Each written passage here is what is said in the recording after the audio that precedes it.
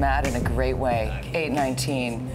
We have the incomparable duo of Strombo and Oake. Flex out, flex out. It's our country duo. We're touring the nation as a country We're opening group. for Big and Rich. That's right. That's the only name I could think of. This is good. Outstanding. Canucks for Kids telethon on this evening. Rogers Arena, you guys are hosting it.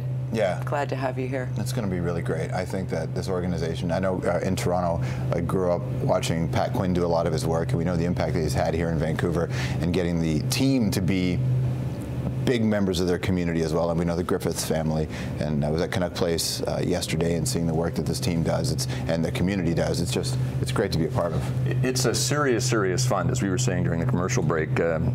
Almost every team in the NHL has some sort of charitable initiative, but I don't think there's anything quite like the Canucks for Kids Fund.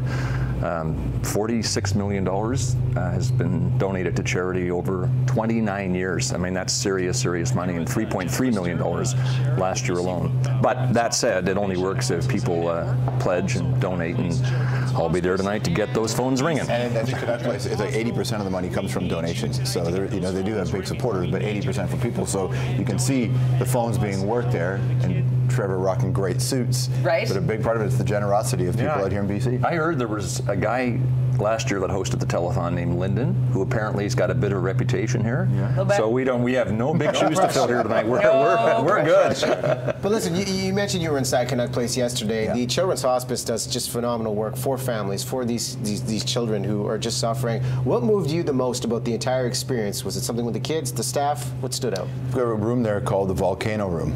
And they kept talking about the Volcano Room, and as I walked in, it was just a padded room with things that you can kick and punch and flail away at.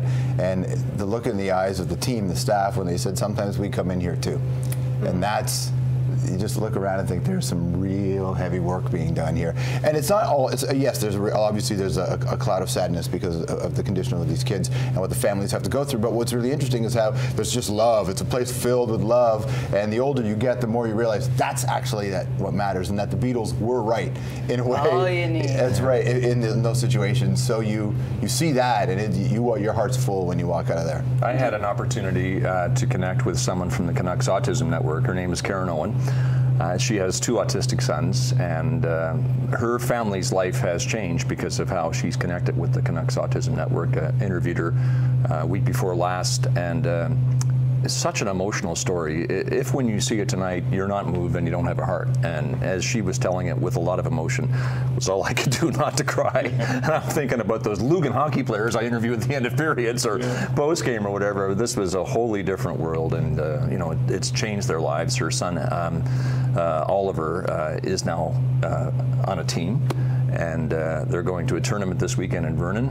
They've got a bus they've rented. It's an adapted tournament. They're going to play 2 games, skills competition and a banquet, and that's a huge thing in their lives, and it's all happened because of the Canucks Autism Network. So pretty special. Ken, very close to the heart. I'm actually hosting that event down at Jack Poole Plaza in early April this is my 4th year. So I see those, and it is, again, joyous. It is something, it is creating a better place for kids on so many levels. Yeah. Kids of all ages, all walks of life. And so what you're doing tonight is going to be extra special. We're tuning in 6:45 to 10 p.m. You can donate all day long at Canucks.com, so make sure you do that. We do want to talk hockey with you boys. There's the board to reiterate the 185 Kids Fund That's phone number. actually Scott's cell phone number. Yes. Is it? Call him direct. Yeah, anytime you want. That's right.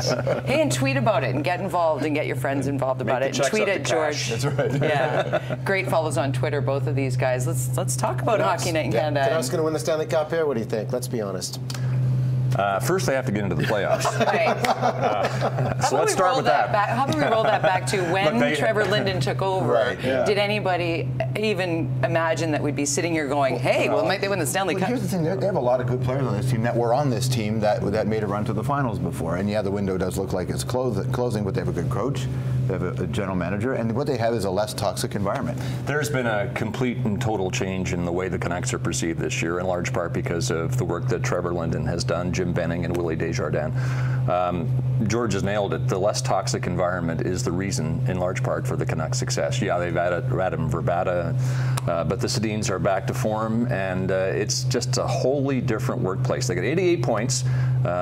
94, 96 probably could be the cutoff in the West, so it means what? They're going to win 4 more games, Huge 4 out of 10, and they should be able to do that. And that win against LA was huge because I know that down there they just think that they can smack the Canucks around whenever they want, and historically they have done that. So to see them not just beat them on the score, but also a little bit in the alleys was a big win for them. But I mean, the team they're playing tonight. That's an incredible story. And you're saying Winnipeg's the team to be feared here in the Western Conference. I would want to play Winnipeg, Minnesota, or Chicago in the first round if I'm in the West, but I really don't. That's the nature of the Western Conference, though. There's going to be some very good teams go out in the first round for sure, and can you the second as well. It was this wide open in both conferences? There's no guarantee, it seems like. Except for maybe Chicago, maybe. Let's not forget that wasn't that long ago the Los Angeles Kings, snuck in as the 8th seed and went on to win the Stanley Cup. So this 1 versus 8, 2 versus 7, should be easy matchups. It's no longer the case. So it's been wide open probably for a couple of years. Yeah, and if LA makes the playoffs, those will be, never mind the San Jose Sharks. The real Sharks will be floating through those waters in the West because the Kings scare people. The Kings do and should. We're a little bit, frustrated with the fact that those Anaheim Ducks are so good in this league with Ryan Kessler on it, and fans have a little bit of an issue out here, right? It hurts, George, it hurts. Because he wanted out and he wanted to go there, and now he's doing just fine. They brought him for the playoffs, and you can see the way he's been playing, even against the LA Kings. Canuck fans console themselves with the fact that Radim Vrbata has contributed probably more to their cause this year than Ryan Kessler did last year. So. New number 17. Thank you. Just made me feel better. Thank you very much. I just said last night. Well, I said last night, I'm like, you know what? Radim Vrbata, I think he's my new favorite Canuck. He's a great Canuck. He's a great Canuck. Absolutely. Exciting. But when you look at the East, one of the great stories in the NHL right now, the Ottawa Senators, and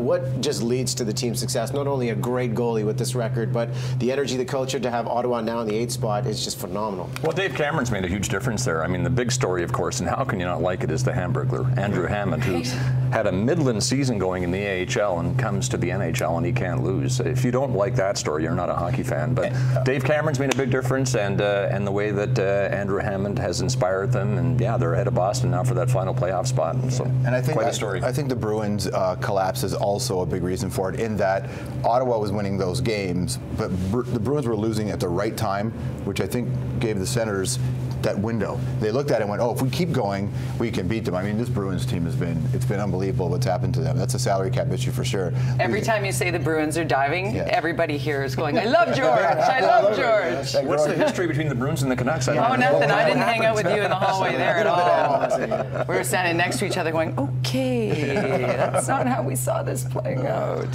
Thank you, George, Scott, for being here. It is the telethon again, starting at 6:45 this evening on Sportsnet. The boys came with tickets to give away for you. So there's the information for the telethon. Right now is your opportunity to get down to the game and actually stand and watch this happen, then go in and watch the Canucks and Jets right here, right now. Contest at BT. Can I enter? No, you work here. If you want. See if you can give me a pass. I think you've got a pass. I think you might have an in. Subject line Canucks, right? There you go. Good luck to you. It's going to be a big game. Gentlemen, thanks again for stopping by. Good to see you, bud. Thank you, Riz. I'm hugging it out. Thank you. Nice to see you as always. Yeah, good to see the you audio again. guys are going, stop with the microphones, Yes. but I have to. There it is. Go in. Go in, man left. Let's do it. All Don't close. All right. Group hug. We're going to take a break.